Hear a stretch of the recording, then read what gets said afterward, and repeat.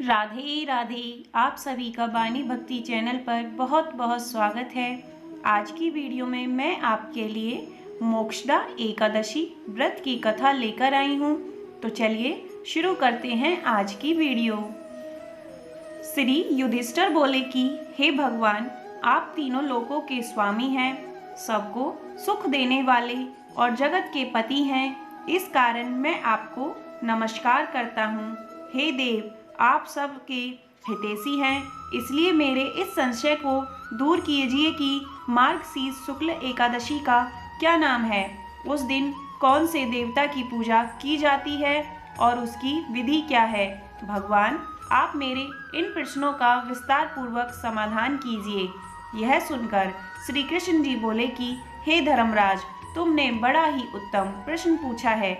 इससे आपका यश संसार में फैलेगा, सो ध्यान पूर्वक सुनिए। मार्गशीर्ष शुक्ला एकादशी अनेक पापों को नष्ट करने वाली है। इसका नाम मोक्षदा एकादशी है। इस दिन दामोदर भगवान की धूप दीप नैवेद्य आदि से भक्ति पूर्वक पूजा करनी चाहिए। अब मैं पुराणों की एक कथा कहता हूँ।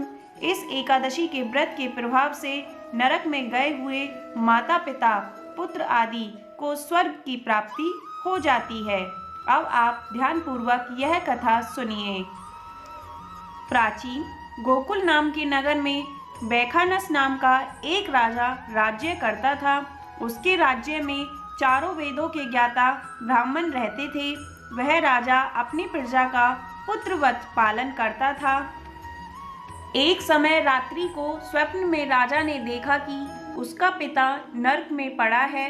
स्वप्न देखकर राजा को आश्चर्य हुआ और प्रातःकाल होते ही विद्वान ब्राह्मणों के सामने अपनी स्वप्न कथा कहने लगा कि हे ब्राह्मणों, रात्रि को स्वप्न में मैंने अपने पिता को नरक में पड़ा देखा और उन्होंने मुझसे कहा कि हे पुत्र, मैं नरक भोग रहा हूँ, मेरी यहाँ से मुक्ति करो। अब मैं क्या करूँ, कहाँ जाऊँ? इस दुख के कारण मेरा शरीर तप रहा है। आप लोग मुझे किसी ऐसे तप दान व्रत आदि को बतावें जिससे मेरे पिता की मुक्ति हो जाए। उस पुत्र का जीवन व्यर्थ है जो पिता का उद्धार न कर सके। राजा के ऐसे वचन सुनकर ब्राह्मण बोले कि हे राजन, यहाँ से कुछ दूर पर वर्तमान भूत भविष्य के ज्ञाता पर्वत नाम के ऋषि का एक आश्रम है। आप यह सब बातें उनसे जाकर पूछ लीजिए, वे आपके प्रश्नों का उत्तर भली भांति दे सकते हैं। यह सुनकर राजा मुनि के आश्रम पर गया। उस आश्रम में अनेकों शांतचित्त योगी और मुनि तपस्या कर रहे थे। उसी जगह चारों वेदों के ज्ञाता साक्षात ब्रह्मा के समान पर्वत मुनि बैठे थे। राजा ने वहां जाकर उनको प्रणाम किया। पर्वत मुनि ने राजा से कुशल पूछी। राजा ने कहा कि महाराज, आपकी कृपा से मेरे राज्य में पूरी तरह कुशल है, परंतु अकस्मात एक विघ्न आ गया है जिससे मेरे चित्त में अशांति छा गई है। ऐसा सुनकर पर्वत मुनि ने एक क्षण के लिए अपनी आंखें बंद की और भूत भविष्य को विचारने लगे। फिर बोले, राजन, मैंने अपने योग बल से तुम्हारे पिता के सब कुकर्मों को जान लिया है। उन्होंने पूर्व जन्म में कामातुर होकर सौत के कहने पर स्त्री को ऋतुदान मांगने पर भी नहीं दिया। उसी पाप के फल से तुम्हारे पिता को नरक भोगना पड़ रहा है।